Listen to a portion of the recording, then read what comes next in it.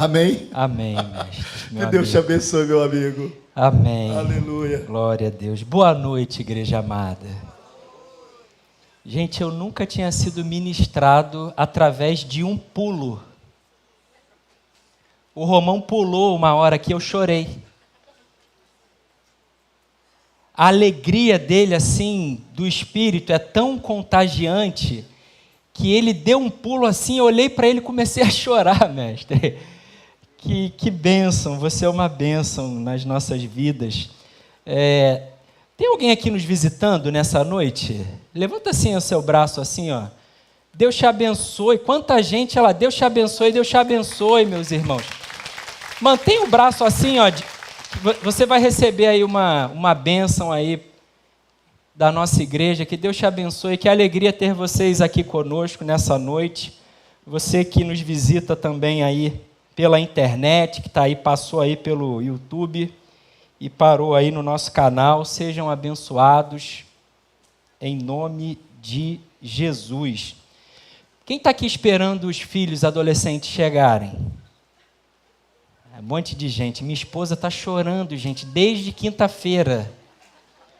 Calma, eles acham que ainda nem saíram lá do sítio, não é isso? Acho que ainda não saíram. Já saíram? Ainda não saíram, ou seja, deve demorar aí mais ou menos 1h30, 2 horas para chegar. A gente pode fazer o seguinte, eu prego rapidinho e depois só louvor, mestre. Louvorzão aí, ó. Olha aí, ó. Quem topa aí? Olha aí, ó. Olha aí, ó. Vamos aí, vamos adorar, povo. Vamos esperar os filhos chegarem, a gente vai adorando e o Senhor vai dando vitória. Amém? Bom, igreja, o tema da nossa ministração nessa noite é uma fala de Jesus muito conhecida, uma expressão que Jesus usa, muito conhecida, chamada "Vinde a mim, todos vós que estáis e sobrecarregados". Nós chegamos no mês de junho, metade do ano. Quem aí está cansado? Levanta a mão aí. Mais fácil eu perguntar quem não está cansado, né? Estamos cansados, não estamos? Tem gente que está cansada de estar cansado. Muito cansaço. Cansado das tragédias, cansado da polarização política, cansado das frustrações, cansado da escala 6x1, trabalho. Tem vascaíno aqui nessa noite? Vascaíno está cansado, não está, gente? Não aguenta mais ver o Mundial, né, pastor Léo? Está cansado, né? Está cansado, gente. É cansaço físico, cansaço emocional, cansaço espiritual. Somos uma sociedade cansada. E essa expressão é uma expressão cunhada por um pensador. Os pensadores olham para a sociedade, olham para o tempo e vai fazendo leituras sobre o nosso tempo. Há um tempo atrás, foi muito comum a gente ouvir a expressão sociedade líquida, modernidade líquida, cunhada pelo sociólogo Zygmunt Bauman. E ele traz essa perspectiva de que as relações elas são mais fluidas. As estruturas estão cada vez mais, líquidas, literalmente. Aquilo que a modernidade entregou para a gente como algo sólido, como algo concreto, como algo seguro, agora, na pós-modernidade, se apresenta como algo incerto. A gente está tão confuso no nosso tempo que a gente nem consegue descrever o nosso tempo. A gente chama, sabe de quê? De pós-modernidade, ou seja, nós estamos depois da modernidade. A gente não consegue nem falar que tempo é esse. A nossa referência é que passou da modernidade. Olha que loucura nós estamos vivendo. E Bauman traz isso, traz para a gente essas relações líquidas. Um outro pensador é um filósofo é o Byung-Chul Han. Ele cunhou essa expressão e escreveu um livro, ali em 2010, mais ou menos, lançou lá na Universidade de Berlim, só foi chegar aqui em 2015, mais ou menos, a tradução, que é a Sociedade do Cansaço. E ele traz essa perspectiva de uma sociedade cansada. Em oposição, por exemplo, à perspectiva de Foucault, por exemplo, que trabalha a sociedade da obediência, das regras, das leis, da vigilância. Ele traz a perspectiva agora de que estamos numa sociedade onde o cansaço impera. E se na sociedade disciplinar as palavras controle, lei, vigia, proibição são proeminentes, na sociedade do cansaço, as palavras que a gente ouve é iniciativa, motivação, desempenho, conquista. Essas são as palavras que vão regendo o nosso tempo. E esse tempo presente possui algumas características. Por exemplo, estamos absurdamente hiperconectados. Estamos conectados aqui. Você está aqui, eu estou pregando, você está aí conectado. Está falando com o filho lá no acampamento, está vendo como é que está o jogo, se está passando no Instagram, está vendo se teve alguma bomba que foi lançada lá na guerra. Você está aí conectado. Nós somos acessados a todo tempo, a todo momento. E antes não era assim. Antes, se alguém quisesse falar com você, tinha que ligar para o seu telefone. Não é nem celular, antes era o telefone. Primeiro que você tinha que ter dinheiro para ter um telefone em casa. Quem lembra aqui? Quem tem mais de 40 aqui, lembra? Você declarava no imposto de renda o telefone, lembra? E aí, você tinha o telefone, então você era acessado quando você estava ali em casa, atendia. A gente ia para a rua, não sabia o que estava acontecendo. Aí depois avançou, a gente começou a ter o pager, teletrim, lembra? Olha aí, todo mundo, gente, o mob. Aí a gente andava com o mob aqui, lembra? Tirando onda. Opa, chegou, peraí que chegou a mensagem. Aí você ficava ali, já saiu do telefone e foi para o mob, para o teletrim. E aí vem o celular. Mas o celular não era isso que é hoje. Celular, qual foi a última vez que você ligou no seu celular, gente? Você mais manda mensagem, mais faz tudo, menos liga. Oi, tudo bem? O pessoal lá em casa fica comigo, porque eu gosto de ligar para as pessoas. Eu falo, Anne, liga aí para a pessoa, você não quer resolver? Não, já mandei mensagem. Meu Deus, pega o telefone. Oi, fulano, tudo bem? Acesso direto, nós estamos hiperconectados. Antes era mais previsível. Antes era muito mais ordenado e agora a gente está nesse caos informacional. Eu lembro que quando a gente, naquele momento do celular, a gente tinha a chamada não identificada, lembra? Aí você não sabia quem era a pessoa, que você não queria atender a pessoa, você não sabia. Elielson me ligou. Pô, não quero falar com Elielson, eu não atendia. Aí vinha chamada não identificada, você não sabia quem era, o curioso não aguentava. Deixa eu ver quem é. Oi, é o Elielson. Eu falei, meu Deus, não queria falar com o Elielson. Era mais previsível, mas agora não, agora a gente está nesse momento cheio de estímulo, cheio de informação. Nós temos alguns termos. Vocês já ouviram falar na nomofobia? Nomofobia. No mobile e phonefobia. É o medo de ficar sem celular, sem estar conectado. Eu já sofri disso uma vez, há alguns anos. Meu celular quebrou. Aí eu fiquei 1 ou 2 dias, eu acho, sem celular, Parecia que eu tinha morrido, gente. Meu coração acelerou. Eu não sabia o que estava acontecendo nos grupos de WhatsApp, no Instagram, na internet, eu não sabia o que estava acontecendo. Aquela fobia de você ficar sem informação. Um outro termo é o FOMO. É o fear of missing out. Medo de ficar desinformado. Medo de ficar por fora. Conhecia esse termo? Aí, já está por fora. É o medo de você não estar sabendo, não tá sabendo o que está acontecendo. A gente está tão sobrecarregado de informação que a gente está assim, ó. O que está acontecendo? Eu preciso estar... Vai para a rua sem o celular. Volta na mesma hora. Volta para pegar, não consegue ficar sem. Estamos exaustos de informação. Uma outra característica desse tempo é o culto ao desempenho. Seja multitarefa, empreenda, seja o dono do seu negócio, seja o seu próprio chefe. Você consegue. Só que, gente, uma coisa é você ter um chefe, ter um gestor. Você trabalha, você tem um gestor, você termina de trabalhar, você vai para casa.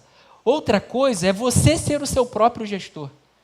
Você convive com o teu chefe 24 horas. É horrível. Você não consegue desassociar. É uma autoexploração. Essa falsa liberdade que nós acreditamos que temos, mas não temos nada. Antes, os limites eram bem estabelecidos. Você trabalhava, geralmente no horário comercial, desligava, ia para casa, ia fazer outras atividades. Agora fundiu tudo. Você está aqui, ó. Está nessa fusão, trabalho, casa. Depois da pandemia, então, nem se fala. E aí a gente acha, não, agora eu vou trabalhar de home office. Tem gente que trabalha muito mais. Eu sei que você dorme, mas tem gente que trabalha muito mais. Estou brincando. Trabalha muito mais porque você não tem limite. Porque você se autoexplora. Porque você não consegue equilibrar. Você quer produzir. Desempenhar. Recebe uma mensagem, 10 da noite do trabalho. Quando que você receberia essa mensagem num cenário anterior? Você não era acessado. Aí você fica na dúvida, caramba, respondo ou não respondo? Se eu não responder, será que o outro vai interpretar que eu estou sendo, estou deixando para lá? Pô, mas se eu responder também, caramba, ele vai interpretar que eu não estou cuidando da minha família. Você ficar sempre disponível 24 horas. Olha, é uma doideira que a gente está vivendo. Como que a gente não fica cansado? Como que a gente não se cansa nessa compreensão de sociedade, de desempenhar, de performar a todo tempo?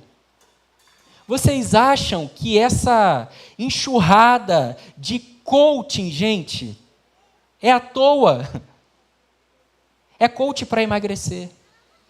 É coaching de sexo. É coaching quântico. É coaching de relacionamento. É coaching de coaching. E tem até, obviamente, que não podia ficar de fora, teologia, coaching. Claro. Desempenho. É o ser humano, sendo tratado como uma fonte inesgotável de produção. Mas nós não somos assim. Nós somos demasiadamente humanos. Tem gente que, se pudesse, não dormia. Emendava. Você é humano, você precisa parar. Você precisa descansar. Você precisa respirar.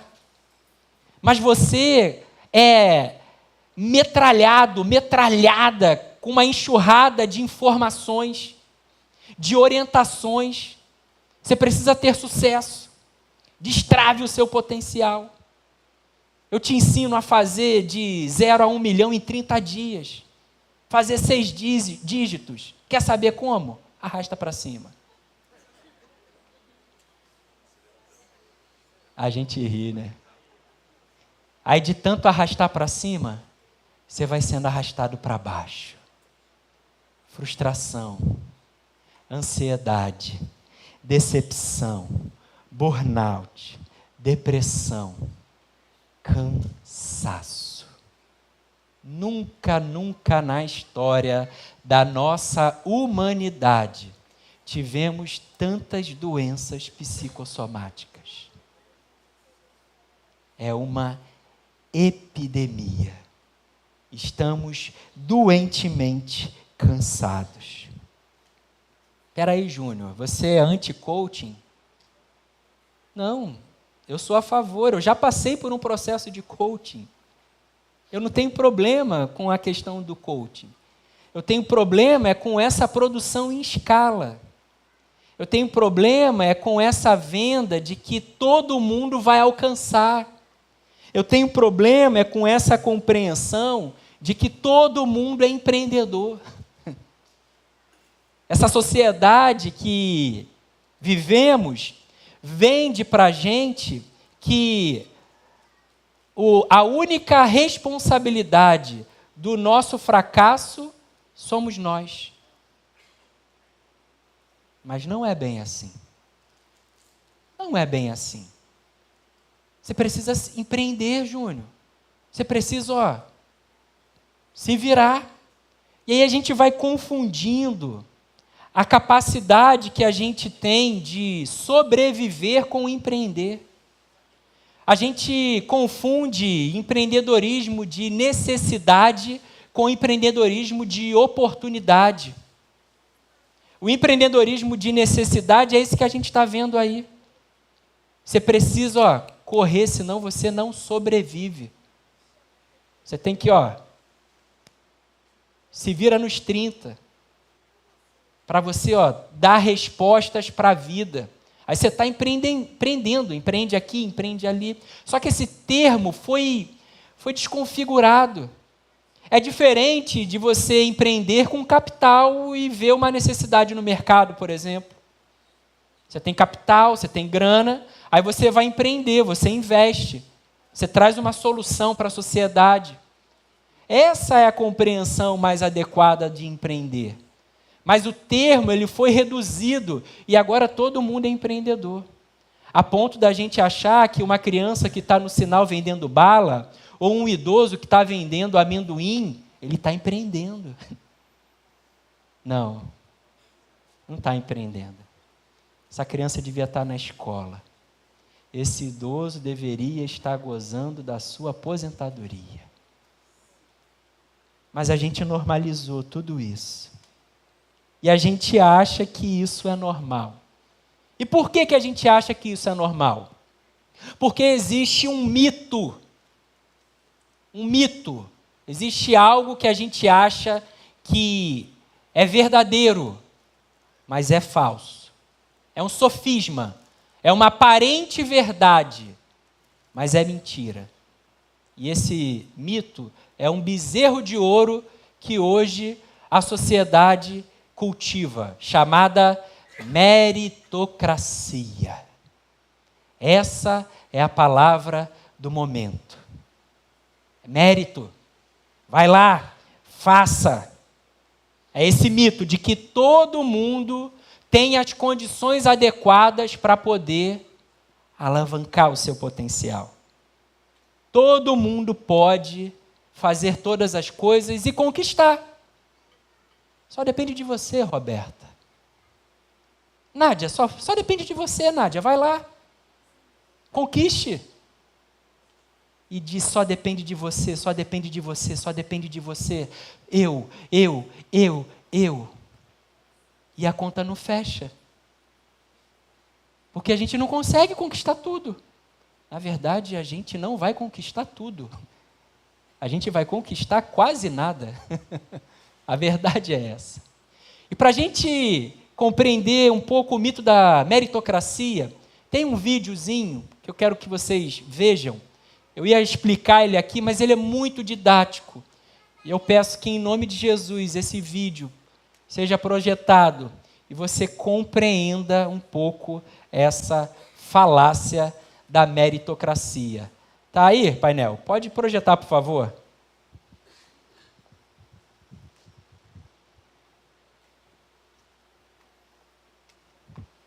Hey, line up! Line up! Everybody line up! We're about to race! Everybody line up. Shoulder to shoulder. Take off your backpacks. Basketball, line up. We're about to race. Hey, we are racing for a $100 bill. The winner of this race will take this. A $100 bill. Before I say go, I'm going to make a couple statements. If those statements apply to you, I want you to take 2 steps forward. If those statements don't apply to you, I want you to stay right where you're at. Take 2 steps forward if both of your parents are still married. Take 2 steps forward if you grew up with a father figure in the home. Take 2 steps forward if you had access to a private education. Take 2 steps forward if you had access to a free tutor growing up. Take 2 steps forward if you've never had to worry about your cell phone being shut off. Take 2 steps forward if you've never had to help mom or dad with the bills. Take 2 steps forward if it wasn't because of your athletic ability, you don't have to pay for college. Take 2 steps forward if you never wondered where your next meal was going to come from. I want you guys up here in the front just to turn around and look. Every statement I've made has nothing to do with anything any of you have done. Has nothing to do with decisions you've made. Everything I have said has nothing to do with what you've done. We all know these people up here have a better opportunity to win this $100. Does that mean these people back here can't race? No. We would be foolish to not realize we've been given more opportunity. We don't want to recognize that we've been given a head start. But the reality is we have. Now, there's no excuse. They still got to run their race. You still got to run your race. But whoever wins this $100, I think it'd be extremely foolish of you not to utilize that and learn more about somebody else's story. Because the reality is, if this was a fair race and everybody was back on that line, I guarantee you some of these black dudes would smoke all of you. And it's only because you have this big of a head start that you're possibly going to win this race called life. That is a picture of life, ladies and gentlemen. Nothing you've done has put you in the lead that you're in right now. When I say go, on your mark, get set, go!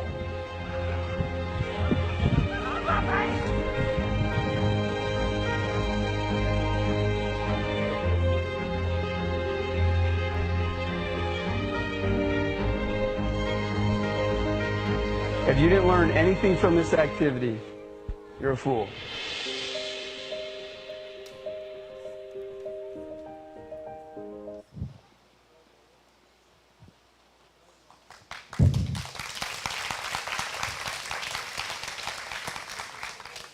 É que eu não sei desenhar, aí a gente apela para um vídeo mais didático.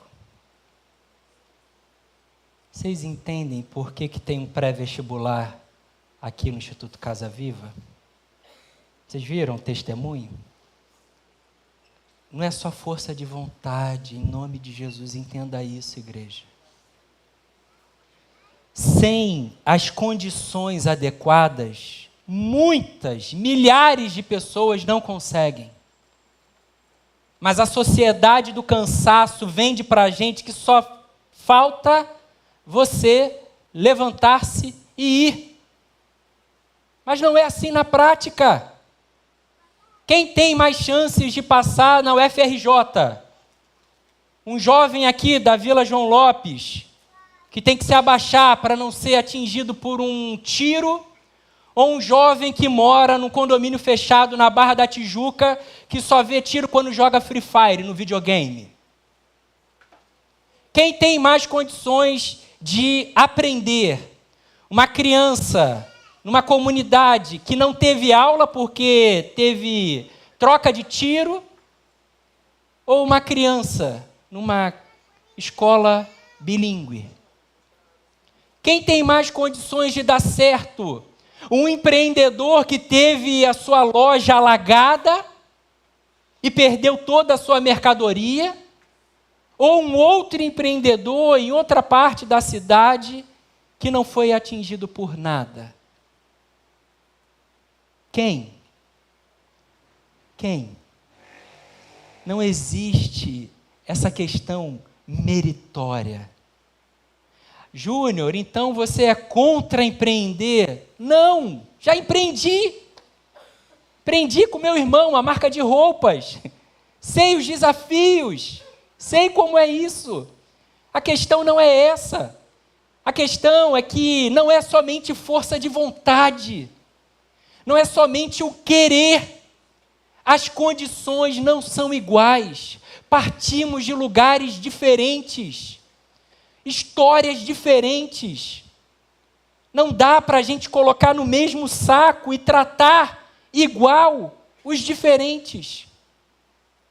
A gente precisa construir, a gente precisa fornecer capacidade para que aqueles que estão atrás possam ter condições mínimas de igualdade para poder, aí sim, se lançar para a vida. A Igreja de Jesus é esse lugar que facilita a vida das pessoas, que chega onde a pessoa não consegue chegar. Na força pessoal não consegue. É óbvio que tem a força individual.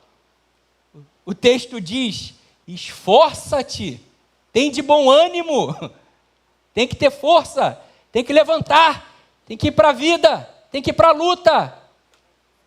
Mas só isso não dá conta, só isso não é suficiente.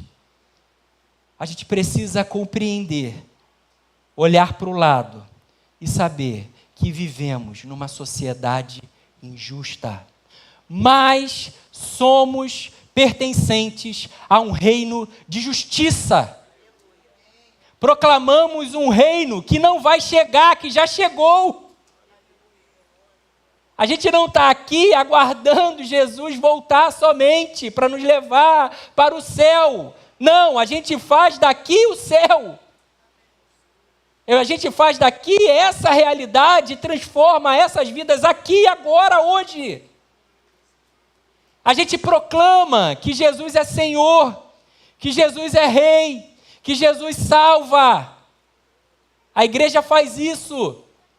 Mas a igreja também sinaliza esse reino através de atos de justiça. Porque se Jesus é Rei, então não pode ter analfabetismo. Se Jesus é Rei, então tem que ter oportunidade de trabalho. Se Jesus é Rei, então ninguém pode passar fome. Se Jesus é Rei, a gente precisa viver esse reino aqui e agora. E Betânia, para a honra e glória do Senhor Jesus, tem sido um instrumento da manifestação desse reino aqui e agora. Louvado seja o Senhor por sua igreja. Bom, a outra característica desse tempo é a positividade tóxica. Seja feliz, todos os dias. O que está acontecendo? Por que você está triste, flamenguista? A gente é Mengão, pô, campeão do mundo. Por que você está rindo? Você tem que rir sempre, cara. Não, Júnior, não dá para rir sempre. Não dá para rir sempre. Essa positividade tóxica que é vendida para a gente, onde todo mundo está bem a todo momento. No Instagram está todo mundo bem, gente. No Instagram eu estou lá pulando, a minha filha está pulando, eu estou aqui ó, segurando ela, uma cena linda, que eu quero mostrar para vocês. Mas por dentro, eu não estou tão bem assim. Mas por dentro, eu tenho tristezas. Mas por dentro, eu tenho frustrações. Mas eu não posso mostrar para ninguém. Porque eu tenho que estar feliz, eu tenho que estar alegre. Essa positividade tóxica que vai contagiando a gente, e a gente fala, não é possível, eu estou doente. Porque está todo mundo feliz e eu não. Eu estou com algum problema, porque está dando certo para todo mundo, mas para mim não está.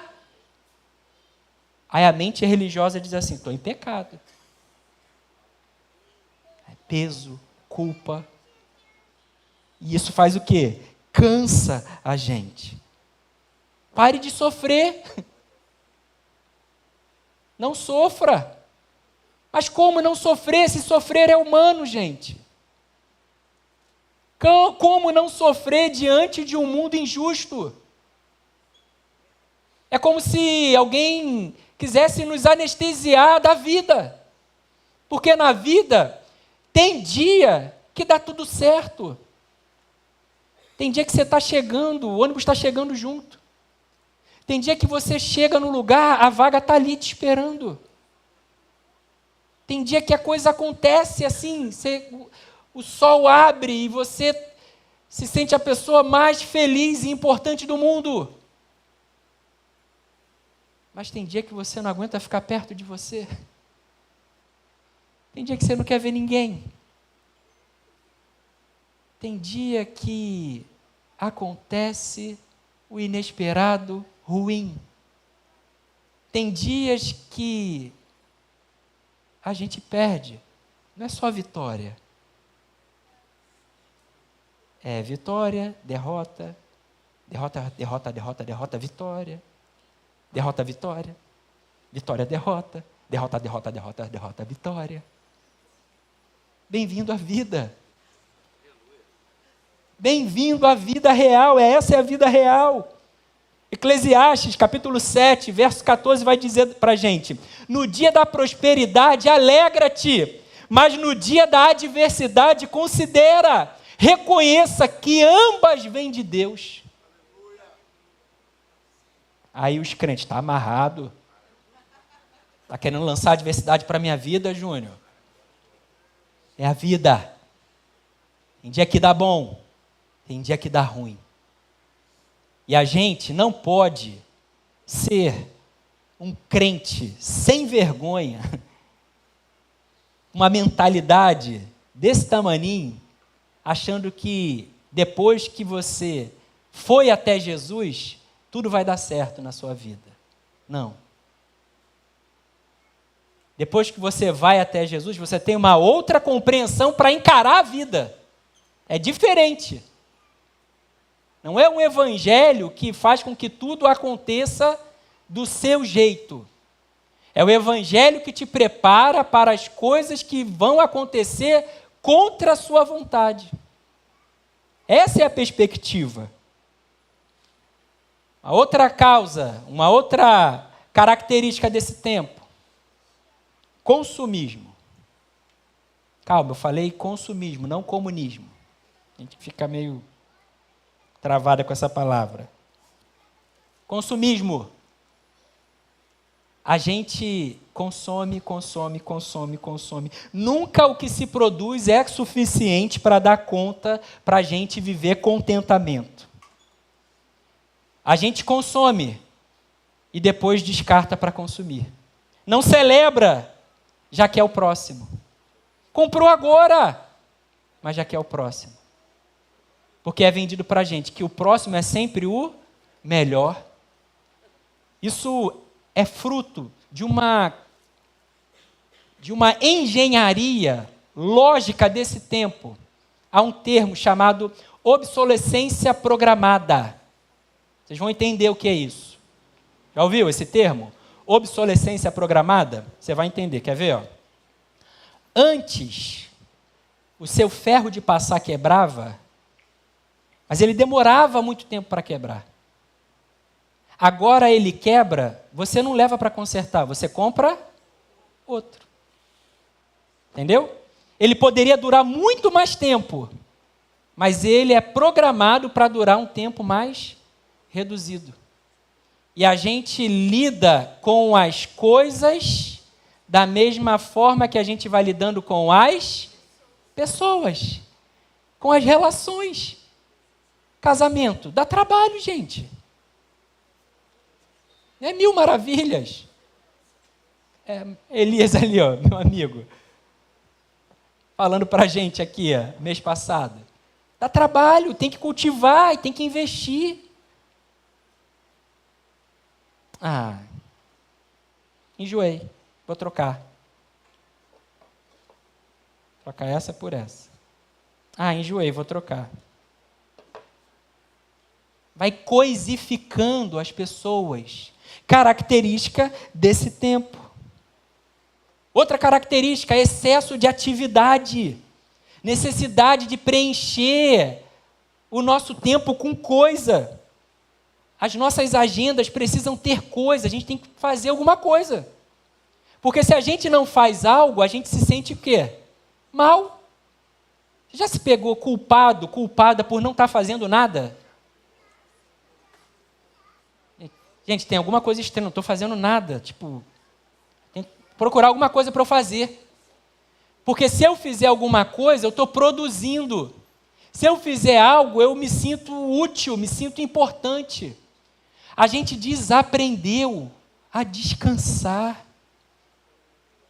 A gente desaprendeu a apreciar. A gente desaprendeu a importância do ócio. Mas é o ócio naquela perspectiva. O Domênico De Masi tem um livro, Ócio Criativo, muito, muito bom esse livro. Que é o ócio como contemplação.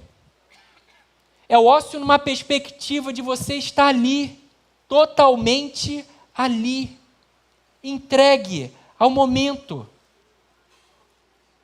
Eu ontem estava na praia com a minha família, e a minha esposa estava brincando com a minha filha no mar, e eu estava no celular.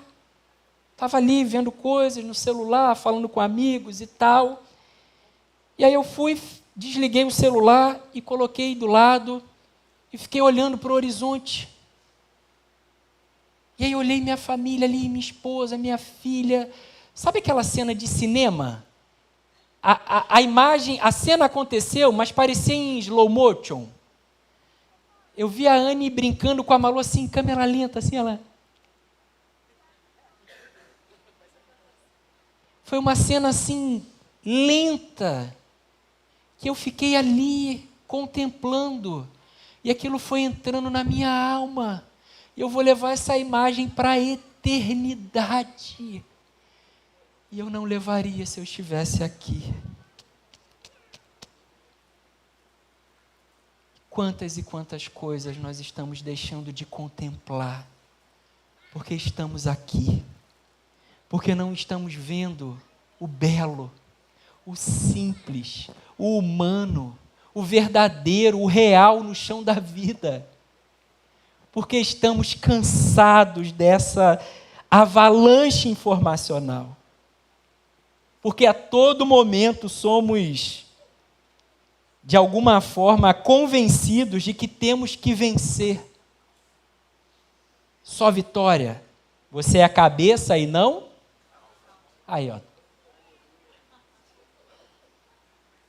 Está introjetadinho na gente. Vem de fábrica, vem? Você converte e já fica sabendo essas coisas todas? Vem, né, Fabrício? Vem, né? Eu era assim no início. Quando eu era meninão na fé, novo convertido, assim, naquele bem início, eu era assim. Mas agora não mais, gente. Agora eu estou mais para alguém que concorda com Los Hermanos. Cadê Silvinho e Wanda? Que tem uma canção que diz O Vencedor. E tem um trecho que diz assim: olha lá, quem acha que perder é ser menor na vida. Olha lá, quem sempre quer vitória e perde a glória de chorar. Não perca a glória de chorar. No dia da adversidade, chora. No dia da adversidade, chora, considera. É isso mesmo. Mas se prepare, porque no dia seguinte, um novo dia raia. Uma nova oportunidade se estabelece para você e para mim. E é assim, com esse coração esperançoso, que a gente se lança para a vida. É dessa perspectiva que a gente precisa encarar esse tempo. E por último, a gente vai vendo esse excesso de atividade, corroendo a gente, preenchendo a gente, trazendo sobre a gente esse cansaço. É só vocês repararem, esse livro foi escrito ali em 2010, chegou no Brasil em 2015, nós estamos falando de quê? Uma década. Depois façam o exercício de ir na internet e comparem os índices de 10 anos atrás. O que nós vivemos hoje é o reflexo desse tempo, dessa sociedade do cansaço. Óbvio que vai dar ruim. Óbvio que a conta ia chegar. A conta sempre chega. Nunca ache que a conta não chega. Não faça igual a mim, que comprei uma vez na C&A, mestre. E aí fui lá e comprei um monte de roupa. Só que eram 90 dias para chegar a fatura. Aí deu o primeiro mês, eu falei, caramba, esqueceram. Inocente eu, né, gente? Deu o segundo mês, tá tranquilo, esqueceram de vez. No terceiro mês veio o boleto. Eu falei, gente, lembraram? A conta sempre chega, gente. Você vai adiando, vai adiando, vai adiando, até que um dia você quebra. Até que um dia você não dá mais conta. Até que um dia que você é vencido pelo cansaço. Todavia, entretanto, porém, no meio dessa confusão que a gente chama de vida, no meio dessa loucura que estamos vivendo, nessa sociedade do cansaço, existe uma voz que fala e ecoa desde a eternidade. E essa voz diz para mim e para você: vinde a mim. Vinde a mim. E eu quero ler com vocês essa passagem, onde nós vemos Jesus fazer um convite, lá em Mateus, no capítulo 11, no verso 25 ao 30. E diz assim, verso 25, Mateus capítulo 11, verso 25. Naquela ocasião, eu vou explicar que ocasião é essa. Naquela ocasião, Jesus orou da seguinte maneira: Pai, Senhor dos céus e da terra, eu te agradeço porque escondeste estas coisas dos que se consideram sábios e instruídos e as revelastes aos que são como crianças. Sim, Pai, foi do teu agrado fazê-lo assim. Meu Pai me confiou todas as coisas. Ninguém conhece verdadeiramente o Filho a não ser o Pai. E ninguém conhece verdadeiramente o Pai a não ser o Filho e aqueles a quem o Filho escolhe revelá-lo. Venham a mim, todos vocês que estão cansados e sobrecarregados, e eu lhes darei descanso. Tomem sobre vocês o meu jugo, deixem que eu lhes ensine, pois sou manso e humilde de coração, e encontrarão descanso para a alma. Meu jugo é fácil de carregar, e o fardo que lhes dou é leve. Palavras de Jesus, ditas naquele tempo e ditas nesse tempo para a gente. venham até a mim. Venham até a mim. Vocês que estão cansados dessa sociedade, que se define como sociedade do cansaço, venham até a mim, que vocês terão descanso. Jesus diz essas palavras num contexto em que no capítulo anterior, ali no 10, no 11, Jesus está passando pelas cidades. E ele está passando ali por Corazim, Betsaida, Cafarnaum. E essas cidades não acolhem Jesus. Essas cidades expulsam Jesus. Essas cidades não ouvem as falas de Jesus. Essas cidades não consideram os milagres de Jesus. Por isso que o texto vai dizer, naquela ocasião, que ocasião? Nessa ocasião. Nessa ocasião em que aqueles ouvintes, que aqueles povos não deram crédito para Jesus. Resolveram viver na sua independência. Resolveram dar os seus meios para resolver as suas situações. E para mim não existe pecado maior do que a gente querer ser independente de Deus. E aí por isso que ele diz isso. Olha, obrigado porque você, Senhor, escondeu essas coisas dessa galera que se acha sábia, dessa galera que se acha importante, dessa galera que já tem resposta para tudo. E o Senhor entregou para os pequeninos, para os humildes de coração. Eu te agradeço, Senhor. Mas Jesus faz um convite. Jesus convida essas pessoas. Vocês estão cansados e sobrecarregados? Então venham até a mim. E aí, Santinelli, eu entro em crise, meu camarada. Se você está cansado, Santinelli, vamos supor, você está aí cansado, e eu estou aqui, e eu sei que você está cansado, como é que eu falo para você vir até a mim? Você não está cansado? Qual seria o correto, o adequado na nossa lógica? Está cansado, Santinelli? Eu vou aí até você. Seria o normal, não é isso? Mas Jesus não faz isso. Está cansado? Então vem até mim. Que isso, Jesus? Já estou cansado, como é que eu vou até você? Vem o Senhor até aqui, que eu não estou aguentando. E aí eu compreendo que Jesus faz isso. Você está cansado? Vem até mim. Para que a gente desista de nós, desista dos nossos esquemas. Vem até a mim, porque eu sei que você está cansado de você. Você está cansado de você dar as suas respostas. Você está cansado de você fazer as suas vontades. Então eu vou te ensinar. A primeira coisa que você precisa aprender é descansar. Então eu vou te dar descanso para você aprender a descansar de você.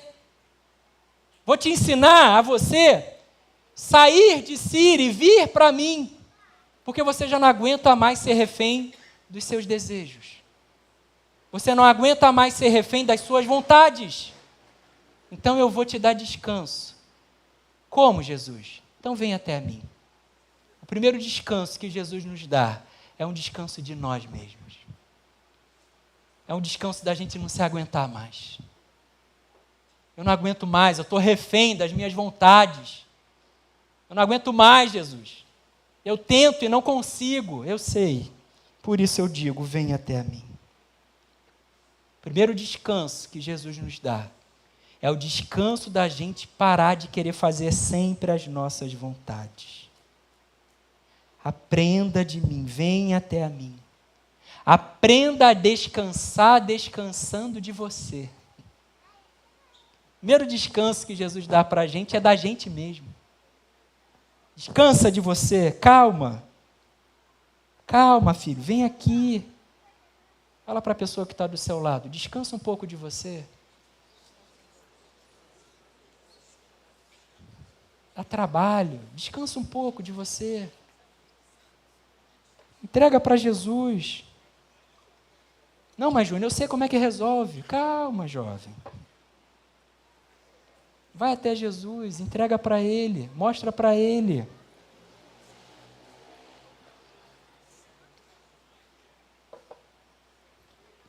Jesus faz um convite, não é isso? Venham até a mim. Mas esse convite, ele tem uma promessa implícita nele. Venha até a mim, que eu vou te dar o quê?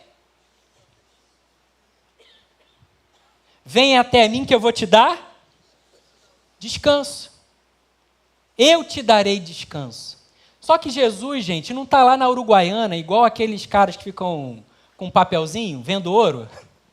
Compro e vendo.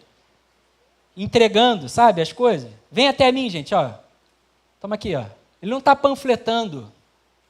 Vem até mim, opa, vem até mim, toma descanso. Chegou, toma. Vem, toma. Vem, gente, chegou, opa, toma descanso, toma descanso, toma descanso. Jesus não faz isso, não é assim com Jesus. Calma, gente, Jesus não é diferente. É diferente com Jesus. Vem a mim, que você vai ter descanso, mas tem uma condição. Tem uma condição aqui. Não é chegou, tomou. Se fosse assim, seria muito, muito simples. Todo mundo chega. Quem não quer descanso? Todo mundo quer descanso. Mas tem uma condição aqui. Quer descanso? Mas tem que tomar o jugo de Jesus antes.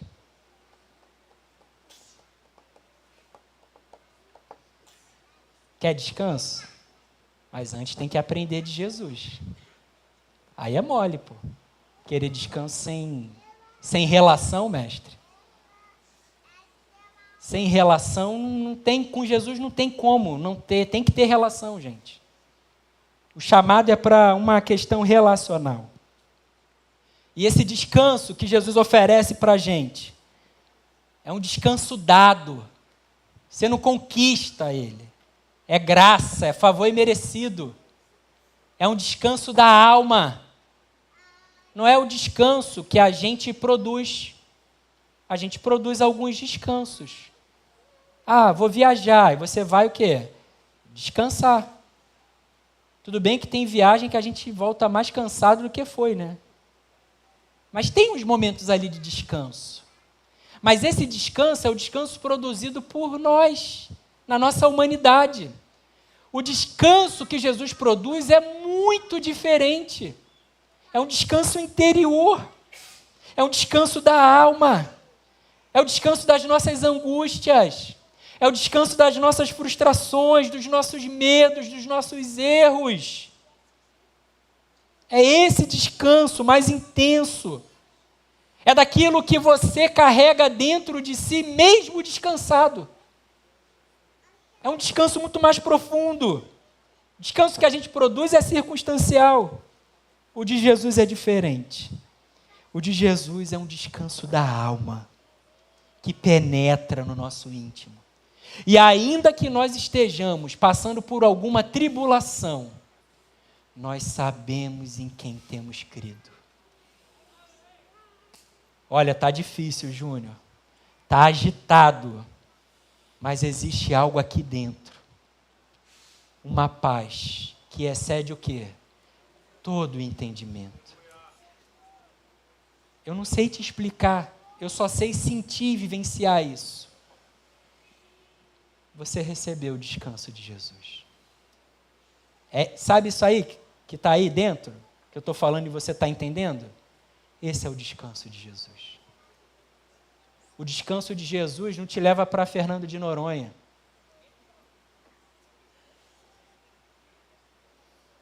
O descanso de Jesus te acompanha no lugar que você estiver, enfrentando as situações que você enfrentar, porque você sabe que uma voz te chamou e você foi até ela, e indo até ela, você escolheu carregar o jugo de Jesus. E por isso você vive. A preocupação chega? Óbvio que chega. Óbvio. Mas tem ali uma profundidade de descanso em você. Esse jugo que Jesus fala aqui no verso: tomem sobre vocês o meu jugo. É uma compreensão daquele tempo. Tem duas leituras, né, do jugo. O jugo é aquela peça que os animais, um boi, por exemplo, você vai numa fazenda, você vê 2 bois assim, juntos, com já viu uma coisa de madeira assim? Parece uma guilhotina. O nome daquilo ali é jugo. E naquele contexto, jugo era o conjunto de interpretações que os rabinos daquela época tinham sobre a lei. Então, as escolas rabínicas interpretavam a lei. É como se a gente tem aqui, ó, a Bíblia, está aqui, ó, a Bíblia, está aqui. E tem gente que interpreta a Bíblia de uma forma. Tem gente que interpreta a Bíblia e diz que mulher não pode ser pastora. Não tem isso? Que não pode cortar cabelo. Que tem um monte de interpretações. Aí tem gente que lê a Bíblia e interpreta de outra maneira. Jesus está falando para aquele contexto, para aquelas pessoas deixarem o jugo daqueles mestres que impunha sobre as pessoas um peso excessivo, o peso da religiosidade. E aí Jesus vem, olha, o meu jugo é diferente, o meu jugo é outro. Ou seja, a minha interpretação é outra. Na interpretação deles, no dia do descanso, no dia de descansar, no Shabat, você não pode fazer nada, porque é o dia do descanso. Nem curar, nem curar. Nem salvar uma ovelha que caiu na ribanceira, nem salvar uma ovelha. Vocês entendem a malignidade disso? Jesus vem e quebra essa compreensão religiosa, adoecedora. Por isso que ele diz, ó, vocês ouviram o que foi dito? Eu, porém, vos digo. Aí Jesus vem e sacode tudo. Vem Jesus e estraga toda a compreensão religiosa daquele momento. Aí Jesus chega, os discípulos entram lá e comem pão, mestre, lá na... Jesus cura o homem da mão mirrada, está lá no capítulo 12. Logo em seguida, está lá no capítulo 12, tem uma discussão sobre o sábado. Jesus fala, ó, venha a mim, vocês que estão cansados, aí logo depois tem uma compreensão da interpretação sobre o sábado, sobre o descanso. E aí uns entendiam que não podia fazer nada.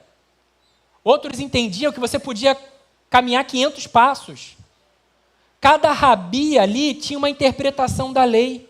Só que Jesus tem uma interpretação diferente. Para Jesus, a vida sempre vai estar como prioridade. Sempre. Sempre. Mas Jesus, a lei diz o seguinte, que você, ó, não pode curar no sábado. A vida sempre vai ser prioridade. É isso que Jesus está ensinando a gente. É isso que Jesus está propondo para a gente. A lei condiciona o nosso comportamento.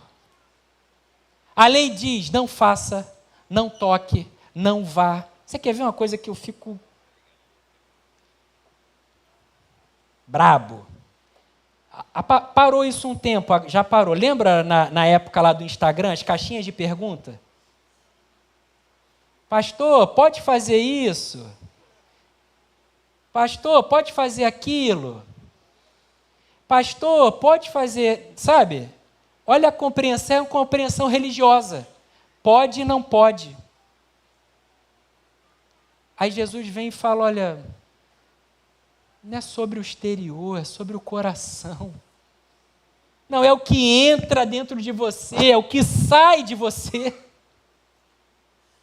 A compreensão é interior, porque a gente pode estar aqui, ó, performando. A gente pode estar aqui parecendo que é e na verdade não é. Portanto, a premissa básica é o coração. Porque é do coração, é do interior que vai fluir o quê? Rios de águas vivas. Não é da sua vestimenta, não é da sua presença ao culto, não é do seu engajamento no ministério. Pelo contrário, isso pode te matar. A bem da verdade que as nossas igrejas deveriam ser lugares de descanso. Lugar para as pessoas se sentirem acolhidas e descansadas. Quando, na verdade, muitas igrejas evangélicas são lugares de cansaço. Tem alguma coisa errada nisso. Isso, para mim, é o mundo entrando na igreja. O que é o mundo entrar na igreja? Não é, isso. O mundo entrar na igreja é essa compreensão mundana do evangelho. O mundo entrar na igreja é área VIP. A gente podia meter uma área VIP aqui, ia ganhar um dinheiro, hein, mestre? Cobrar a área VIP em Betânia? Não? Dá não, né? Entendeu a mentalidade do mundo? Aí a gente vai fazendo a mesma coisa que o mundo faz. É isso. Não tem diferença de mundo e igreja, não tem diferença nenhuma. Mas Jesus é diferente. Jesus diz: aprendam de mim. Quer descanso? Aprende de mim, toma o meu jugo, toma a maneira como eu interpreto a lei, toma aqui, sobre você, leva, carreguem. Olha o que Jesus faz, olha que coisa linda. Tomem sobre vocês o meu jugo, deixem que eu lhes ensinem. O meu jugo é fácil de carregar. Ou seja, só carrega quem anda, ninguém carrega parado. O que Jesus está dizendo aqui, o meu jugo tem que acompanhar vocês no seu dia a dia, na sua caminhada, você vai carregando o jugo de Jesus. Não é carregar o jugo da igreja, não é carregar esse jugo de pode e não pode, desse peso, desse fardo pesado. É carregar o jugo de Jesus na consciência transformada. Porque a lei diz uma coisa, mas Jesus diz outra. Na lei é diferente. E aí, meus irmãos, aí Jesus vem e acaba com as nossas pretensões meritórias. Como que a gente sobrevive e fica de pé diante do Evangelho?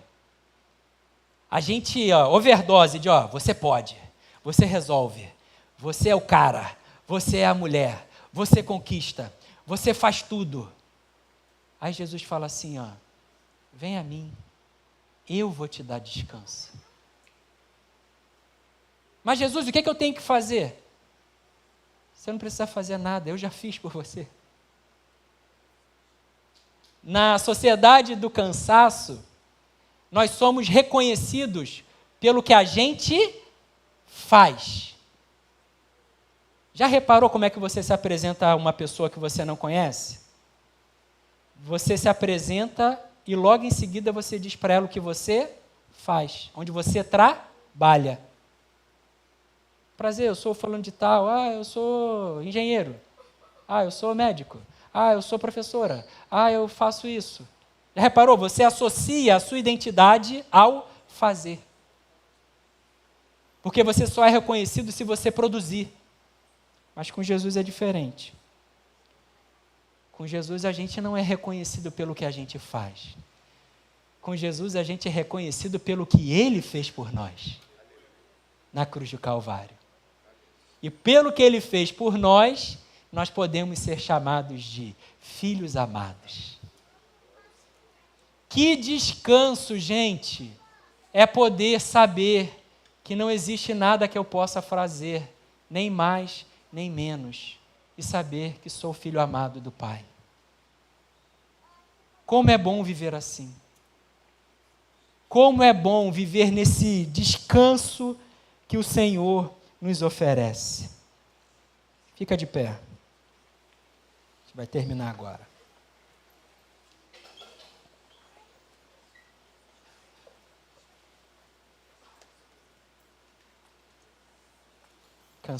Estamos cansados.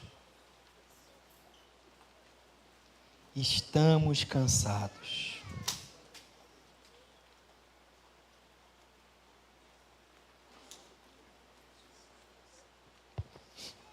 A lei diz assim, ó: não matarás. Não é o que diz a lei? O jugo da lei diz assim: não matarás.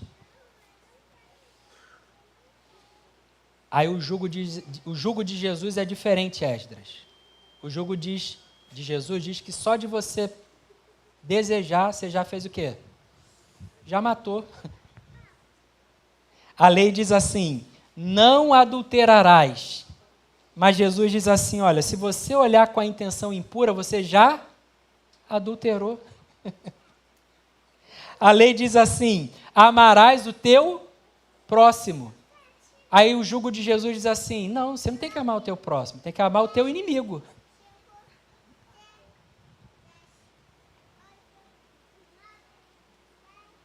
Pô, Júnior, agora eu já não sei qual é o mais pesado para carregar. Não dá para voltar para a lei, não? Como que a gente consegue carregar o jugo de Jesus? Que aparentemente é mais pesado do que o jugo da lei, gente. Não é verdade? Uma coisa é eu pegar uma arma e matar aqui, ó. Pum! Aí, mas eu não coloquei arma sobre a vida dela. Mas aqui dentro você já está morta. Mais difícil, né? Como é que a gente consegue fazer isso? Só nascendo de novo. Só pelo poder do Espírito. Humanamente a gente não consegue, não dá conta, não adianta. Você vai para a faculdade, vai fazer mestrado, doutorado, pós-doc, você não aprende isso. Não é cognitivo. É uma revelação, é uma mudança. É uma resposta a esse convite: vinde a mim. Está cansado? Vem a mim então. Vem que eu vou te aliviar. Vem que eu vou derramar sobre você o meu jugo, a minha compreensão sobre a vida. Vem que eu vou tirar você dessa infantilidade religiosa, que pode e não pode, condenatória, que aponta o dedo para todo mundo e não dá conta da sua vida. Vinde a mim, você que está cansado de você, não aguenta mais. Toma o jugo de Jesus, aprende dele. Como, Júnior? Na EBD? Não, somente. Vindo ao culto? Não, somente. Se relacionando, lendo a palavra, sendo cheio dessa palavra e transformando o seu fazer, o seu se relacionar. Porque Jesus atrai uma pessoa cansada, que tem dificuldade de perdoar, por exemplo. Aí essa pessoa vem, aprende de Jesus, escolhe carregar o jugo de Jesus, porque não adianta, você tem que escolher qual jugo você vai carregar. Ou você vai carregar o jugo da lei, da religião, ou você vai carregar o jugo de Jesus. Não tem essa. Ou você vai carregar o jugo da sociedade do cansaço, ou você vai carregar o jugo de Jesus. Aí no jugo de Jesus, você vem, desarma, se rende. Senhor, me ajuda. Senhor, não estou dando conta. Ah, então você não está dando conta? Então toma aqui o meu jugo, ó, toma sobre você. Agora carrega ele. Agora leva esse jugo para onde você for. Onde você estiver, carrega esse jugo. E manifeste o reino onde você estiver. Enquanto o Betânia Louvor adora, entoa cânticos a esse Deus que nos chama a ir até Ele, eu queria te fazer um convite. Usar as palavras de Jesus. Vem até aqui. Entrega aqui, ó, para Jesus, ó. Entrega aqui o teu cansaço. Entrega aqui, ó, a sua não condição de lidar com isso. Eu tenho certeza que se você vier aqui, como ele diz, como criança, com o coração humilde, você vai receber descanso dele. Se essa palavra falou seu coração,